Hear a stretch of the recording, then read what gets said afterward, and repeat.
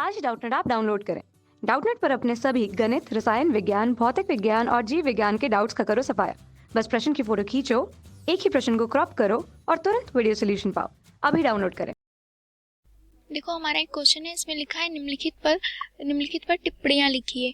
आ part कह रहा है इसमें सल्फर के अपरूप पर, और बा पार्ट हमारा कह रहा है H2SO4 की ऑक्सीकारक प्रवृत्ति। H2SO4 को हम लोग सल्फ्यूरिक अम्ल भी कहते हैं, उसकी ऑक्सीकारक प्रवृत्ति अथवा फास्फोरस तथा सल्फर की अपरूपताओं पर संक्षिप्त टिप्पणी लिखिए। तो हम एक एक पार्ट करके यहाँ पर बताते हैं। सबसे पहले हम बात करेंगे सल्फर के अपरूप की, सल्फर के अपर रूप के बारे में।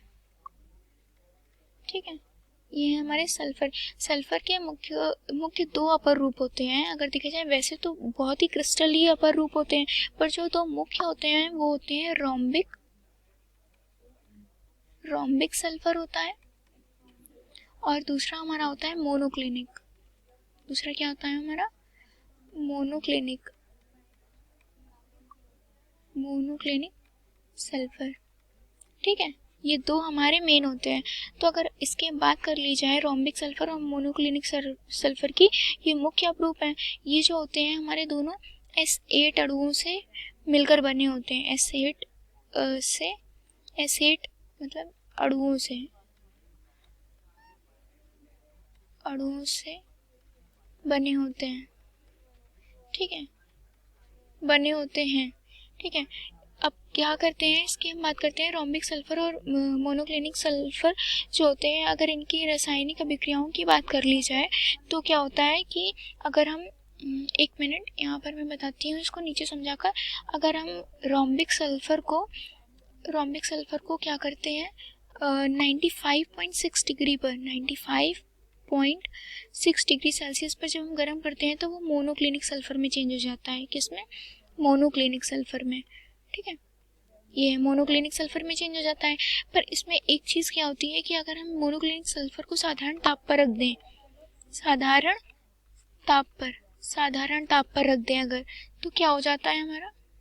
तो हम साधारण ताप पर रख दें तो उसके बाद क्या होता है, हमें क्या मिल जाता है, फिर से वही रोम्बिक सल्फर प्राप्त हो जाता है हमें। ठीक है, मतलब इस अभिक्रिया में हुआ क्या, जब हमने रोम्बिक सल्फर को 95.6 डिग्री सेल्सियस पर गर्म किया तो हमें क्या मिल गया, मोनोक्लिनिक सल्फर मिल गया। मोनोक्लिनिक सल्फर को साधारण ताप पर रख देंगे तो हमें क्या मिल जाएगा, रोम्बिक सल्फर। ठीक है, और रोम्बिक सल्फर जो है हमारा, ये इसका स्थायी अपर रूप होता है। ठीक है, यहाँ पर अगर हम हाईलाइट करके लिखें, ये हमारा स्थायी अपर रूप होता है, स्थायी अपर रूप सल्फर का। ठीक है, ये स्थायी अपर रूप होता है। तो आ पार्ट में सल्फर के अपरूप के बारे में बोला गया था। सल्फर के अपरूप मैंने दो मुख्य प्रकार के जो होते हैं बता दिया है, और इनकी रासायनिक अभिक्रिया भी बता दी। तो अब बात कर लेते हैं हमारे दूसरे पार्ट की, जिसमें दूसरे पार्ट में हमारे क्या कह रहा है, दूसरे पार्ट में बात हो रही है H2SO4 की ऑक्सीकारक प्रवृत्ति की, मतलब सल्फ्यूरिक अम्ल के ऑक्सीकारक प्रवृत्ति की, ऑक्सीकारक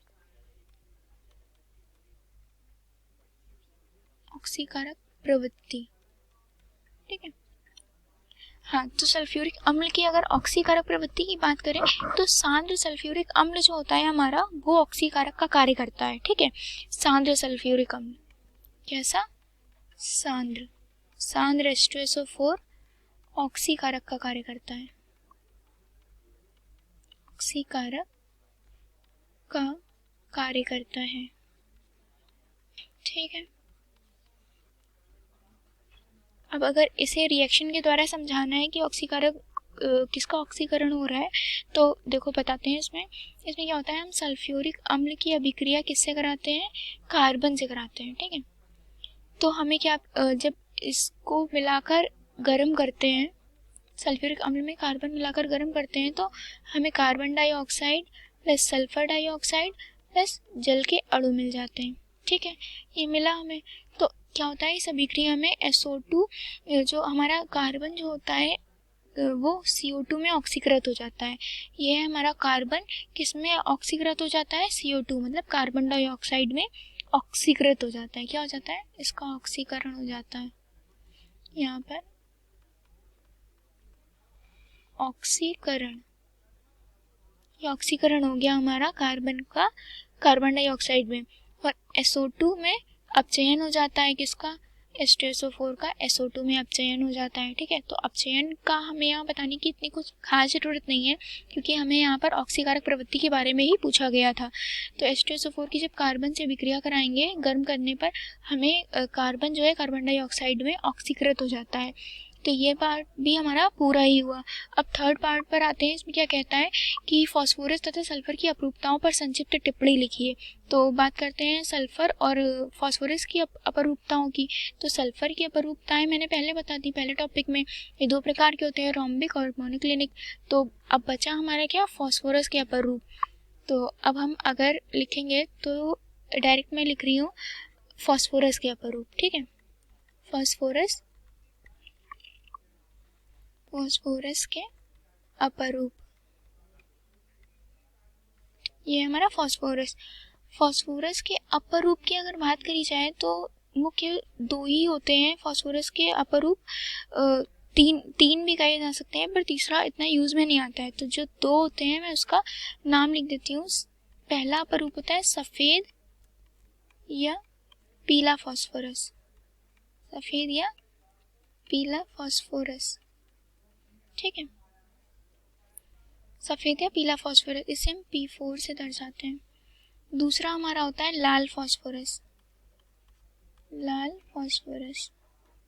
ठीक है, ये हमारे दो मुख्य अपरूप हो गए। अपरूप किसके, फास्फोरस के अपरूप हो गए। तो इसमें क्या करते हैं, सबसे पहले एक एक को संक्षिप्त टिप्पणियाँ लिखनी थी ना, तो सबसे पहले एक एक को समझाते हैं। इसमें क्या होता है, सबसे पहले हम सफ़ेद के बारे में अगर बात करें तो सफ़ेद वाला जो हमारा अपरूप होता है वो साधारण ताप पर क्या होता है, वायु में जलने लगता है। यहाँ पर लिख देते हैं P4, साधारण ताप पर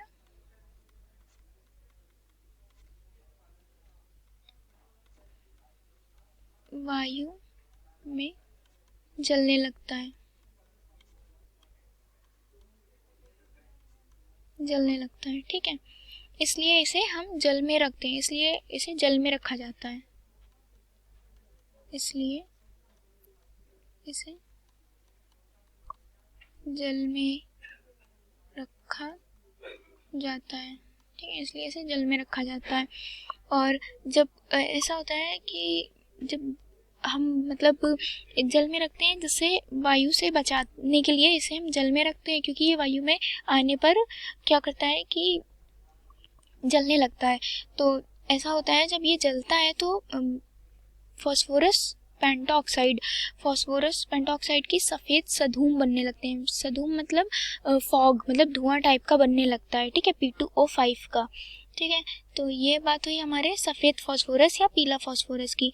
तो अब बात कर लेते हैं सेकेंड पॉइंट में। अगर इसे इम्पॉर्टेंट पॉइंट में देखा जाए तो दूसरा पॉइंट हमारा आ गया लाल फास्फोरस। लाल फास्फोरस, क्योंकि यहाँ पर हम बात करें किसकी, लाल फास्फोरस की। तो लाल फास्फोरस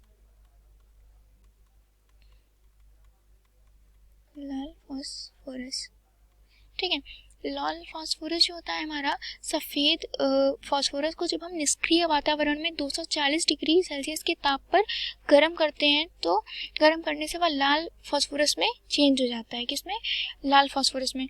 तो हमें लाल फास्फोरस मिल कहाँ से रहा है, सफ़ेद फास्फोरस से ही हमें लाल फास्फोरस मिल रहा है 240 डिग्री सेल्सियस में के ताप पर गर्म करने पर निष्क्रिय वातावरण में। ठीक है, यहाँ पर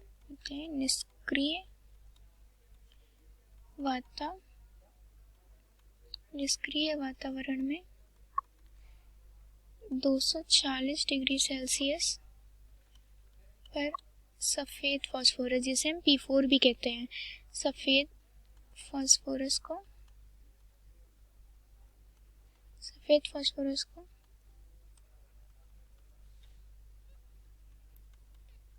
गर्म करने से क्या मिल जाता है, लाल फास्फोरस मिल जाता है। लाल फास्फोरस मिल जाता है। ठीक है, लाल फास्फोरस मिल जाता है। ये बहुत ही गंधहीन, ये जो होता है ये गंधहीन क्रिस्टलीय चूर्ण होता है। तो इसके अगर लिख देते हैं, क्योंकि ये कभी कभी पूछ लिया जा सकता है, आप इसकी फिजिकल प्रॉपर्टी में इसे लिख सकते हो, ठीक है। तो यह गंधहीन क्रिस्टलीय चूर्ण होता है। कैसा चूर्ण होता है? क्रिस्टलीय चूर्ण